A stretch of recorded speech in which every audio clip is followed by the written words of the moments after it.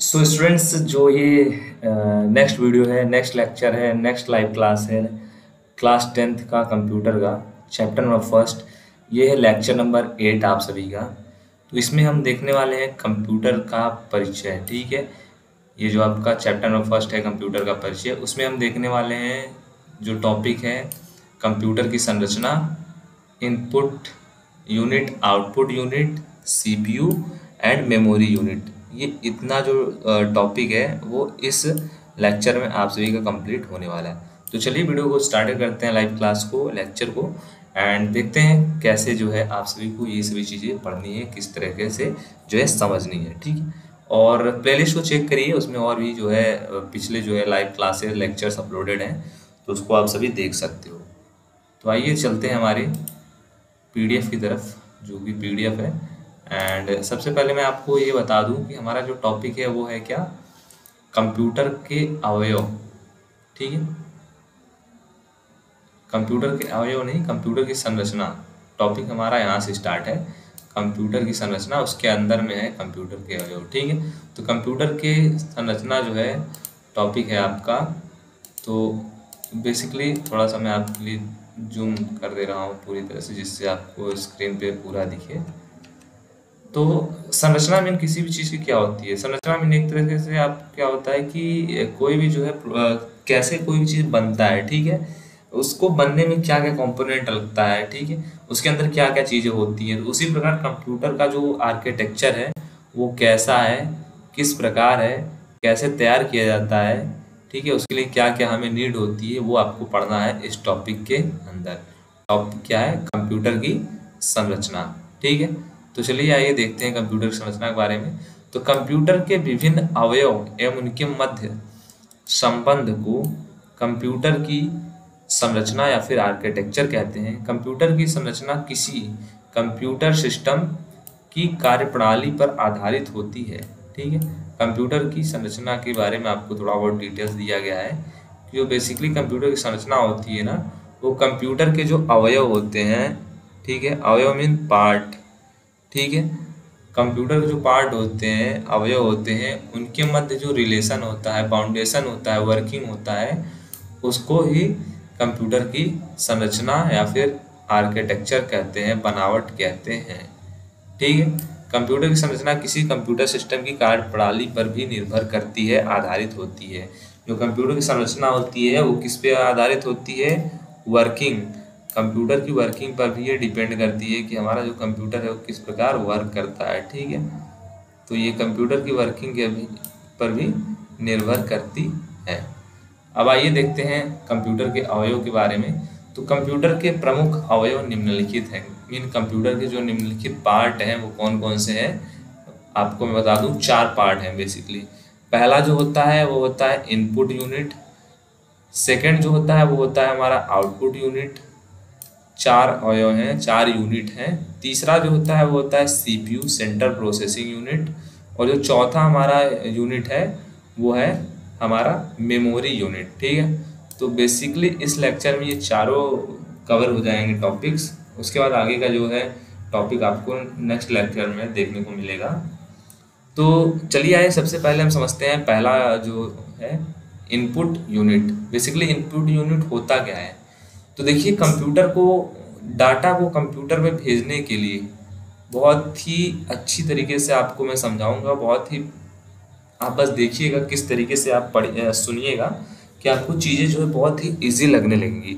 Input unit क्या होता है कि कंप्यूटर डाटा को कंप्यूटर में भेजने के लिए, कोई भी डाटा होता है उसको हम कंप्यूटर में भेजने के लिए जिन यूनिट्स का यूज़ करते हैं, इस्तेमाल करते हैं, प्रयोग करते हैं, उन्हें ही हम इनपुट यूनिट कहते हैं। ठीक है, अब देखो बेसिकली एग्जाम्पल एक यहाँ पे दिया हुआ है कीबोर्ड, एक और एग्जाम्पल दिया हुआ है माउस। थोड़ा बहुत तो आपको चीज़ समझ में आ गई होंगी, डिफिनेशन भी समझ में आ गया होगा, बट अब इसको ओवरऑल आप समझ लो कि इनपुट यूनिट क्या होता है।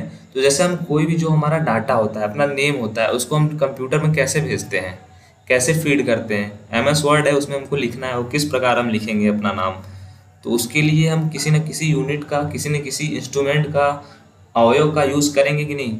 और वो अवयव कौन सा है, वो है हमारा कीबोर्ड। कीबोर्ड के थ्रू हम अपना नाम जो होता है वो लिखेंगे, तो उसके बाद वो MS वर्ड में लिख जाएगा, ठीक है।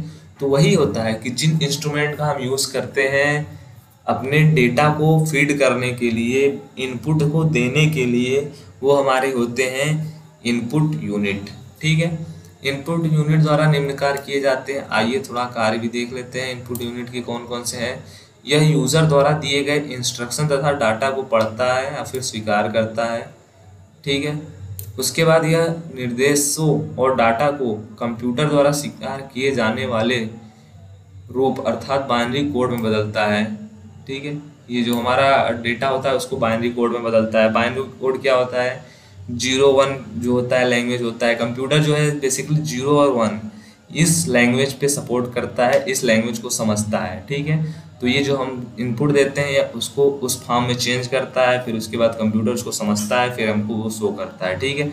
उसके बाद यह बदले हुए रूप में इन निर्देशों को और डाटा को आगे की प्रोसेसिंग के लिए कंप्यूटर को भेज देती है। ये सब किसके वर्क हैं, ये सब हमारा इनपुट यूनिट के, ठीक है। इनपुट यूनिट समझ में आ गया अच्छी तरीके से, चलो अच्छी बात है। अगर नहीं आया तो कमेंट बॉक्स में बताना, मैं आपको फिर से समझा दूंगा। जो भी टॉपिक आपको समझ में नहीं आएगा वो फिर से आपको समझा दिया जाएगा। अब आइए देखते हैं हमारा आउटपुट यूनिट के बारे में। क्या है आउटपुट यूनिट, तो देखिए डाटा तथा निर्देशों को परिणाम के रूप में प्रदर्शित करने के लिए जिन यूनिट्स का उपयोग किया जाता है उन्हें आउटपुट यूनिट्स कहते हैं। देखो इनपुट यूनिट में क्या था, डाटा या फिर निर्देश हम कंप्यूटर को क्या करते थे, देते थे, और देने के लिए जिसका सहारा लेते थे, जिसका यूज़ करते थे इंस्ट्रूमेंट का, उसको हम यूनिट बोलते थे। कौन सा, इनपुट। अब इसमें क्या है, डेटा और निर्देश और परिणाम को, डेटा निर्देश को परिणाम के रूप में प्रदर्शित करने के लिए जिन यूनिट्स का उपयोग किया जाता है उसे हम आउटपुट यूनिट कहते हैं, ठीक है। मतलब जैसे अब कोई हम अपने फॉर्म फिल किया, अब मान लो कोई एक फॉर्म हम लोग फिल कर रहे हैं, फॉर्म में जो भी डिटेल्स रहता है वो हम देते हैं, तो उसके लिए हम यूज़ करते हैं क्या, उसके लिए हम यूज़ करते हैं इनपुट देते हैं कि नहीं, जो भी देना रहता है हमको फिल करना रहता है। उसके बाद जब हम उसको फाइनल प्रिंट करते हैं तो हमें क्या मिलता है, आउटपुट मिलता है कि नहीं। आउटपुट मीन जो भी हमारा फाइनल सबमिशन रहता है उसका एक बन के आता है आउटपुट। तो हमको कैसे दिखता है वो हम देखते हैं कैसे, प्रिंटर या फिर मॉनिटर में, ठीक है। प्रिंटर के द्वारा हम उसको प्रिंट करके देख सकते हैं या फिर हम मॉनिटर में देखते हैं। अब ये हमारा ये क्या हो गया, ये हमारा आउटपुट यूनिट हो गया। इसमें हमको क्या मिला, आउटपुट मिला कि नहीं मिला। उसमें हम इनपुट दे रहे थे और इसमें हमको आउटपुट मिलेगा। अब आप देख लीजिए आउटपुट यूनिट के द्वारा जो कार्य किए जाते हैं वो कौन कौन से कार्य हैं। यहाँ पे कुछ जो है वर्क दिए गए हैं। तो देखो आउटपुट यूनिट क्या होता है, ये कंप्यूटर द्वारा दिए गए परिणामों को स्वीकार करता है जो बाइनरी कोड के रूप में होते हैं, जिन्हें हमारे लिए समझना कठिन होता है, या उन कोड के रूप में दिए गए परिणामों को हमारे द्वारा पढ़ने या फिर समझने के योग्य बदलता है, ठीक है। तो आउटपुट यूनिट का कार्य क्या होता है, आउटपुट यूनिट जो होता है कंप्यूटर द्वारा जो हमें आउटपुट दिया जाता है उसको हम समझ नहीं सकते हैं क्योंकि वो हमारी लैंग्वेज में नहीं होता है, वो कंप्यूटर के लैंग्वेज में होता है। तो ये आउटपुट यूनिट जो होता है वो हमारे पढ़ने के योग्य हमारे लैंग्वेज में वो कन्वर्ट करता है, ठीक है। और कन्वर्ट करके जो भी रिजल्ट आता है उसको वो हमारे सामने प्रस्तुत करता है, ठीक है। तो ये हमारा आउटपुट यूनिट का वर्क हो गया। चलिए अब देखते हैं हमारा CPU के बारे में क्या होता है, सेंट्रल प्रोसेसिंग यूनिट। CPU के बारे में आपने बहुत चीज़ें पढ़ी होंगी, तो आइए अब क्लियर हो जाएगा आपके माइंड में अगर कोई डाउट भी रहता है तो CPU के बारे में क्या आइए देख लेते हैं। तो यह कंप्यूटर का वह भाग होता है जिसमें अर्थमेटिक और लॉजिकल ऑपरेशंस निष्पादित होते हैं तथा निर्देश डिकोड और एग्जीक्यूट किए जाते हैं। इसे संक्षेप में CPU सेंट्रल प्रोसेसिंग यूनिट भी कहा जाता है। CPU कंप्यूटर के संपूर्ण ऑपरेशन को नियंत्रित करता है, ठीक है। CPU को कंप्यूटर का मस्तिष्क भी कहा जाता है। माइक्रो कंप्यूटर के CPU को माइक्रो प्रोसेसर भी कहा जाता है, ठीक है। और उसके बाद यह कंप्यूटर के बाहरी व आंतरिक डिवाइसों को कंट्रोल करता है। CPU के बारे में बहुत सी चीज़ें आपको मैंने बताया, अब थोड़ा सा आप शॉर्ट में समझ लो CPU क्या होता है। CPU जो होता है बेसिकली इसका फुल फॉर्म होता है सेंट्रल प्रोसेसिंग यूनिट, ठीक है, जिसके द्वारा सीपीयू के द्वारा अर्थमेटिक और लॉजिक जो ऑपरेशंस होते हैं, अर्थमेटिक ऑपरेशन क्या होता है हमारा, मल्टीप्लिकेशन, डिवीजन, सब्ट्रैक्शन, एडिशन, ये सब जो ऑपरेशन होता है वो किसके द्वारा परफॉर्म किया जाता है, सीपीयू के द्वारा। डिकोड और एग्जीक्यूट किया जाता है। सीपीयू जो होता है वो हमारे कंप्यूटर का जितना भी ऑपरेशंस होता है, जितना भी प्रोसेसिंग होता है, उसको एक कंट्रोल करता है।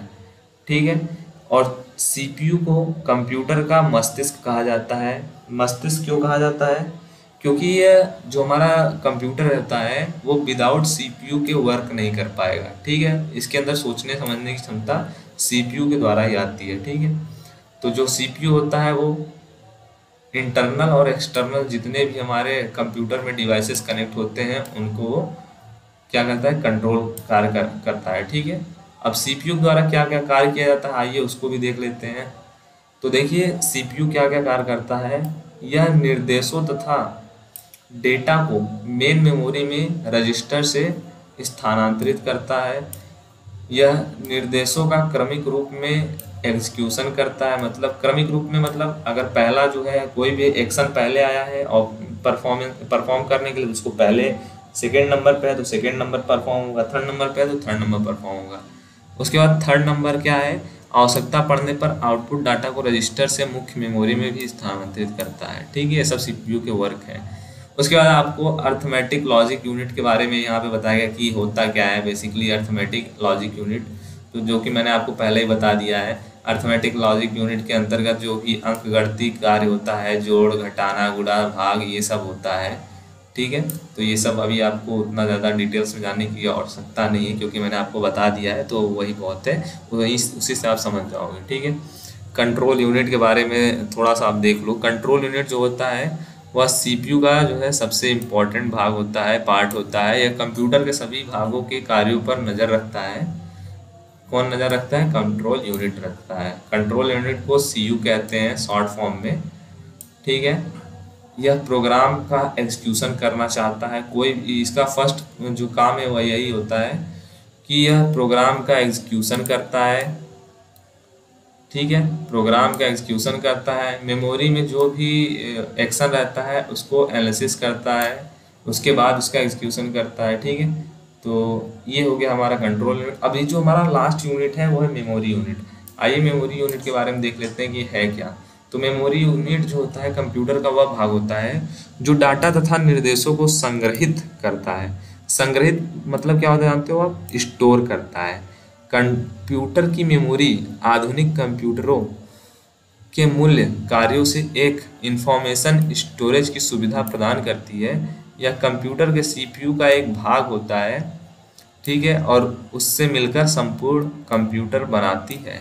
मेमोरी यूनिट क्या होता है, मेमोरी यूनिट बेसिकली जो होता है इसका वर्क क्या होता है, इसका वर्क क्या होता है, जो हमारा डेटा होता है कंप्यूटर में या फिर कोई भी हमारा निर्देश होता है उसको ये संग्रहित करता है, स्टोर करता है। ठीक है, तो ये स्टोरिंग डिपार्टमेंट जो होता है वो मेमोरी यूनिट का ही होता है और ये सब सीपीयू का एक मेन भाग होता है, एक प्रमुख भाग होता है। ठीक है, तो ये था हमारा आज का जो 4-5 टॉपिक जो कि कवर किया है मैंने यहाँ पे। यही टॉपिक्स थे, कंप्यूटर की संरचना। कंप्यूटर की संरचना में हमने आपको इनपुट यूनिट बताया, आउटपुट यूनिट बताया, क्या क्या होता है, सीपीयू के बारे में आपको बताया और मेमोरी यूनिट के बारे में बताया। ठीक है, अब 9th नंबर क्लास जब होगा उसमें आपको आगे की जो भी डिटेल्स हैं वो मैं बताऊंगा। आगे के जो भी लेक्चर हैं, आगे के जो भी टॉपिक्स बचे हुए हैं कुछ उनको बताऊंगा। उसके बाद आपको इम्पोर्टेंट क्वेश्चन आंसर देखने को मिलेगा। ठीक है, तो चैनल को आपने ऑलरेडी सब्सक्राइब कर ही लिया होगा। अगर आपको ये हेल्पफुल कंटेंट लगता है तो आप सब्सक्राइब कर लीजिएगा। एंड कोई भी डाउट है तो कमेंट बॉक्स आपके लिए ही रहता है, कमेंट करिएगा विदाउट कोई भी टाइम को वेस्ट किए हुए। हाँ, मैं सभी के कमेंट्स को पढ़ता हूँ एंड उसके साथ साथ हेल्प भी करता हूँ, तो आप सभी के एक कमेंट्स भी आने चाहिए तो मैं उसके भी हेल्प करूँगा। ठीक है, तो चलिए मिलते हैं नेक्स्ट वीडियो में। तब तक के लिए सभी को जय हिंद, जय भारत, वंदे मातरम, धन्यवाद।